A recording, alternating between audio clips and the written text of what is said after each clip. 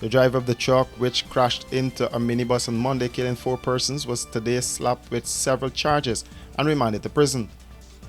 The accident occurred at Greenwich Park, East Bank, Essequibo. The man, 38-year-old Ewart Strode of Strodeville, was charged with 4 counts of causing death by dangerous driving. He was also charged with driving an uninsured and uncertified motor vehicle.